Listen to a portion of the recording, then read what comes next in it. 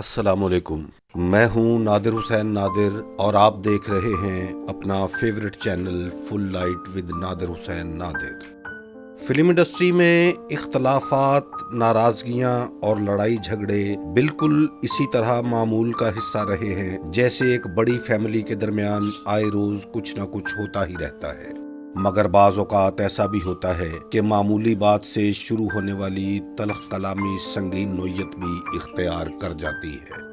1988 کے اوائل میں ایسا ہی ایک واقعہ پنجابی فلموں کی سب سے بڑی ہیروئن انجمن کے ساتھ بھی پیش آیا، جب ایک تنازع کے بعد فلم میکر اور اس کے حواریوں نے یہ خوفناک منصوبہ بنایا کہ انجمن کو اسٹوڈیو میں سینکڑوں لوگوں کے سامنے بے لباس کر کے اسے اس کی اوقات یاد دلائی جائے۔ آخر ایسا ہوا کیا تھا؟ آگے بڑھنے سے پہلے گزارش ہے کہ میرے channel full light with Nadir Hussain نادر کو سبسکرائب کرتے ہوئے ساتھ بنے بیل آئیکن کے نشان کو بھی لازمی پریس کر دیں تاکہ ہر نئی ویڈیو آپ تک سب سے پہلے پہنچ سکے۔ انجمن مبین ملک سے شادی کے بعد روشنیوں کی دنیا میں واپس آئی تو نادرا اور نیلی کی شکل میں دو اداکارائیں بہت سی پنجابی فلمیں اپنے نام کروا چکی تھیں۔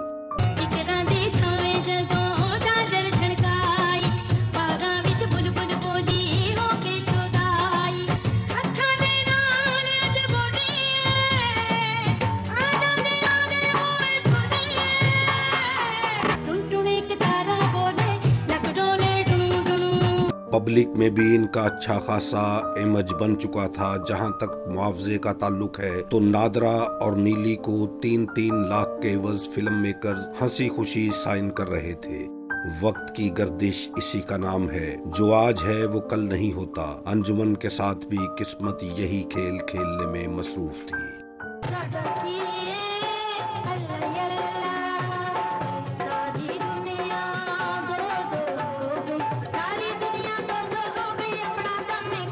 فلموں میں اپنی پوزیشن چھن جانے کی پریشانی نے انجمن کو ذہنی طور پر خاصا ڈسٹرب کر رکھا تھا کہ اس پر حالات نے ایک اور ستم ظریفی یہ کر ڈالی کہ انجمن کے اپنے شوہر مبین ملک کے ساتھ اختلافات بھی کھل کر سامنے آ گئے۔ دونوں میں علیحدگی کی خبریں گردش کرنے لگیں تو تردید کا سلسلہ بھی شروع ہوا۔ مگر جب مبین ملک کی جانب سے اپنے بیٹے کے حصول کی خاطر فیملی کورٹ میں کیس دائر کیا گیا تو وہ بند مٹھی کھل گئی، جس کی حقیقت کو چھپانے کی کوشش دونوں جانب سے کی جا رہی تھی۔ انجمن فلموں میں کام تو جاری رکھے ہوئے تھی مگر وہ ذہنی طور پر بہت منتشر ہو چکی تھی۔ گرمی اور حبس زدہ ماحول کی پرواہ کیے بغیر مسلسل فلموں کی شوٹنگز میں حصہ لینے کی وجہ سے انجمن کا مزاج بھی اس کے اپنے کنٹرول میں نہ تھا، جب وہ ذلت امیز واقعہ رونما ہو گیا جس نے اتنی بڑی فلمی ہیروئن کو کہیں منہ دکھانے کے قابل نہ چھوڑا۔ ہوا کچھ یوں تھا کہ خلیفہ برادران کی فلم قاتل حسینہ کی شوٹنگز چل رہی تھیں۔ قاتل حسینہ کا ٹائٹل رول انجمن ہی ادا کر رہی تھی۔ اس نے ہدایت کار خلیفہ سعید کو 1 سے 5 جولائی کی تاریخیں دے رکھی تھیں۔ سب جانتے ہیں کہ انجمن نے ہمیشہ فلم والوں کو تاریخوں کے معاملے میں کبھی تنگ نہیں کیا، مگر اس بار کچھ ایسا ہی ہونے والا تھا جو فلمی تاریخ کا حصہ بننے جا رہا تھا۔ خلیفہ برادران نے فلم کی شوٹنگ کے لیے اسٹوڈیو میں ایک بہت بڑا قیمتی سیٹ لگا رکھا تھا۔ انجمن نے دی گئی تاریخوں کے مطابق 1 جولائی سے سیٹ پر آ کر شوٹنگ کا آغاز کر دیا اور 4 دن تک بلا ناغہ تسلسل کے ساتھ قاتل حسینہ کی شوٹنگ کرواتی رہی۔ لیکن پھر پہلی بار ایسا ہوا کہ 5 جولائی کو انجمن سیٹ پر نہیں پہنچی۔ ایک تو وہ اپنے گھریلو جھگڑوں کی وجہ سے بہت زیادہ اپسیٹ تھی، دوسرا اپنی ماں اور بہن کے ساتھ بھی اس کے تعلقات خراب ہو چکے تھے۔ اس پر ستم یہ کہ مبین ملک نے بیٹے کی حوالگی کے لیے عدالت سے رجوع کر رکھا تھا۔ ان سب عوامل نے انجمن کو شدید ذہنی دباؤ کا شکار بنا ڈالا۔ خلیفہ برادران سارا دن سیٹ پر انجمن کا انتظار کرتے رہے اور آخرکار تنگ آ کر انہوں نے شوٹنگ پیک اپ کر دی۔ خلیفہ برادران کو انجمن پر بہت زیادہ غصہ تھا کہ اس نے بلا وجہ ان کا اتنا زیادہ نقصان کروا ڈالا۔ انہیں پتا چلا کہ انجمن ہدایت کار جاوید رضا کی فلم ڈاکو حسینہ کی شوٹنگ ایورنیو اسٹوڈیو میں کر رہی ہے۔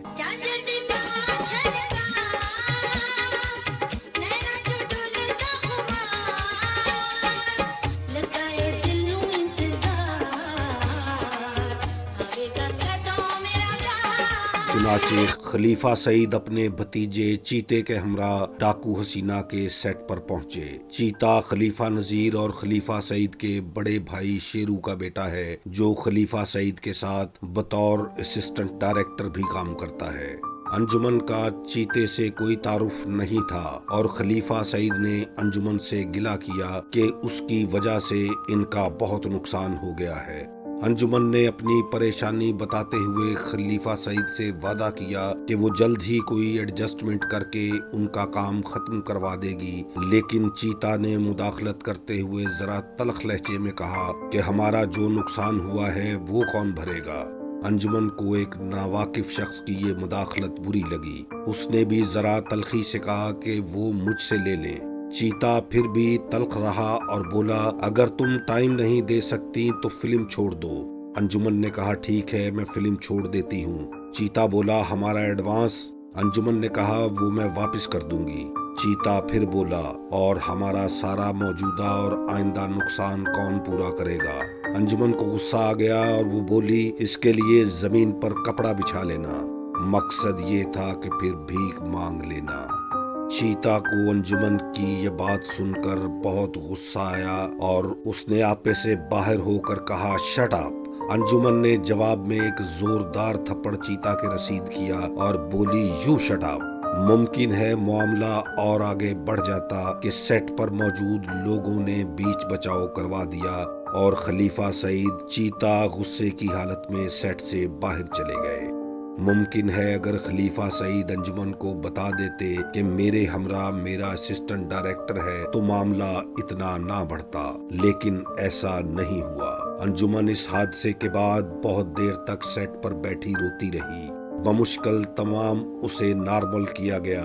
دوسری جانب سیٹ سے باہر آ کر خلیفہ برادران جمع ہو گئے۔ چیتا نکلسن روڈ سے جا کر اپنے چند مسلح ساتھیوں کو بھی لے آیا۔ حالات کی نزاکت کو محسوس کرتے ہوئے ہدایت کار جاوید رضا نے فلور کو اندر سے تالا لگوا دیا تاکہ کوئی اندر داخل نہ ہو سکے۔ اسی دوران ہدایت کار یونس ملک اور ہدایت کار مسعود بٹ تایا الیاس کشمیری کے ساتھ موقع پر پہنچ گئے۔ انہوں نے تالا کھلوایا اور سیٹ کے اندر داخل ہوئے۔ یونس ملک اور مسعود بٹ نے انجمن کو حوصلہ دیا کہ تم فکر نہ کرو، ہم تمہارے ساتھ ہیں، باہر چلو، کسی کی مجال نہیں ہے کہ تمہیں کچھ کہہ سکے۔